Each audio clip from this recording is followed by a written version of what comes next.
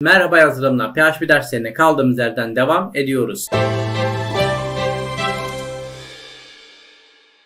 Bir önceki dersimizde süper globallerden dolar işareti get değişkenini görmüştük. Biliyorsunuz arkadaşlar, süper globaller PHP'nin kendisi önceden tanımladığı değişkenlerdir. Ve biz bu değişkenlerden ilk olarak get'i tamamen bitirdik ve get ile ilgili örnekler yaptık. Bugün ise dolar işareti post değişkenini sizlere anlatmaya çalışacağım. Hemen geliyorum, dosyamı oluşturuyorum. Post.php diyorum dosyamın adına. Benim burada ne yapmam lazım arkadaşlar? Benim bir post değişkenini yapabilmem için bir forma ihtiyacım var. Neden forma ihtiyacım var? Çünkü ben form aracılığıyla bir veri gönderiyorum sunucuya. Ama bu veriyi gönderirken ben güvenli ve gizli bir şekilde sunucuya göndermem lazım ki o veriyi alıp işleyebilmem lazım. Hemen bir form oluşturalım ve bu form üzerinden post değişkeni nasıl çalıştığını sizlere anlatmaya çalışayım. Geliyorum, hemen HTML etiketlerimi açıyorum. HTML diyorum. HTML'i kapatıyorum ve bir head açıyorum. Head kapatıyorum ve araya bir title koyuyorum. Bu benim başlığım olacak. Geliyorum buraya, diyorum ki dolar işareti alt tire post değişkeni. Dediğim gibi arkadaşlar, bu post, get ve diğer süper globaller PHP'nin önceden tanımlamış olduğu değişkenlerdir. Hemen title'da yaptıktan sonra ben head'in altına bir body açıyorum. Çünkü ben bütün işlemlerimi bu body'nin arasında yapacağım. HTML kodlarında sıkıntı yaşıyorsanız arkadaşlar, Merhaba Yazılım'da HTML derslerini dinleyebilirsiniz. Hocamız gayet güzel ve tamamen anlaşılır bir şekilde sizlere hitap etmekte.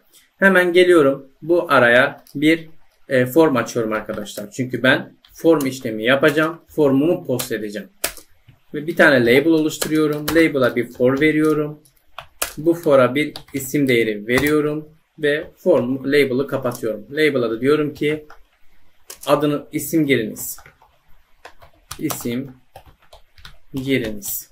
Güzel. Hemen altına geliyorum. Bir tane de input oluşturacağım. Input diyorum. Input type değeri vereceğim. Bu type değeri de text olacak arkadaşlar. Çünkü ben karakter alacağım burada. Daha sonra buna bir ID değeri vereceğim. Çünkü ben label'a bir isim değeri girdim. ID'si de isim olacak. Geliyorum, en önemli özelliğimiz name kısmı. Name'e ben isim atıyorum. Çünkü name'de ben post'tan gelen değeri bu name'deki ismi alacağım arkadaşlar. Buraya isim tanımladık ve ben burada artık post ile bu ismi alacağım.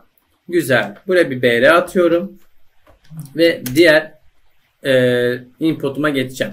Label diyorum tekrardan. For diyorum. Yaş olsun bu da. Kullanıcıdan bir isim ve bir yaş değeri alacağım. Yaş olacak ve bunu da kapatıyorum label'ı. Buraya da yaş giriniz diyelim. Yaş giriniz.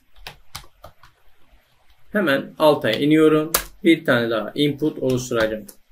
Ve buna da id'sine yaş alacağım. Ve daha sonra ilk önce bir type değeri gireyim buna. Type değeri yine text olsun. ID'sini alıyorum. Yaş ve name kısmına da yaş veriyorum. Ve kapatıyorum. Buraya da bir br atıyorum. Son olarak da bir tane buton koyacağım. Input type. Bu ne olacak? Submit. Çünkü ben bir kaydetme işlemi yapacağım. Burada value değerine de gönder diyeceğim. Böylelikle formumu oluşturdum. Hemen bakalım formumuza arkadaşlar. Geliyorum. Şu sayfayı yeniliyorum. Şu şekilde formumuz oluşuyor. Ben burada label'a tıkladığımda bakın hemen beni input alanına aldı. Bu neden gerçekleşiyordu arkadaşlar? Az önce oluşturduğumuz bu label'a form etiketini verdiğim ve burada id'den o isim değerini yakalamakla beraber oluşuyor. Güzel. Ben bu şekilde formumu oluşturdum. Artık bu formdan gelen verileri benim PHP ile almam lazım. Ama bundan önce benim bu verileri almam için buradaki forma bir ayar yapmam lazım. Burada bir metot göndereceğim. Bu metodum ne olacak? Post olacak arkadaşlar. Değil mi? Ve action göndereceğim. Action'da sayfamızın ismi olacak. Post .php. Eğer ben bunları yapmazsam sayfa zaten bir post veyahut da buraya bir önceki derste oluşturduğumuz bir get değeri almayacağım. Ben burada bir metot belirliyorum. Bu metodun post ve bir action belirliyorum. Bu da oluşturduğumuz sayfanın adı post.php. Güzel. Hemen geliyorum bu formun altına. Artık ben PHP kodlarımı yazacağım. Geliyorum soru işareti PHP taglarımı açıyorum ve burada PHP taglarımı kapatıyorum. Ne yapmam lazım arkadaşlar? İlk önce benim formdan gelen değerlerin dolu olup olmadığını kontrol etmem lazım. Bu kontrolü neyle sağlayacağım? If ile sağlayacağım. If diyeceğim. Isset ile doluluğunu veyahut da boşluğunu ben almış olacağım. Isset fonksiyonuyla alıyorum. Neyi alacağım arkadaşlar? Dolayı işareti altre postu. Posttan gelen hangi değeri alacağım burada? İsim. Burada name'de verdiğim ismi alacağım arkadaşlar. İsim diyorum. Güzel. Peki bu kadar mı? Hayır. Çünkü benim bir tane daha tekstim var. Onu da bir tane de formum var. O formdan da yaş değerini almam lazım. Hemen geliyorum şuraya. iki defa end işaretini koyuyorum. V diyorum. Bir tane daha postum var. Onu da isset ile alacağım. İsset ile yine neyi alacağım arkadaşlar? Dolayı işareti altre post ile gelen değerimiz ne? Yaş. Hemen yaşı alacağım köşeli parantezler içine. Yaşı da aldık. Güzel.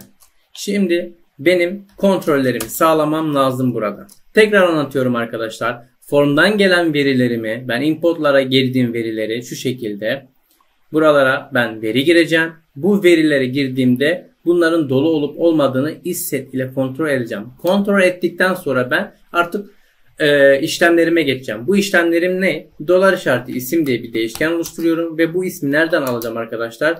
Dolar işareti altre post ettiğim isimden alacağım. Tırnaklarımı koyuyorum.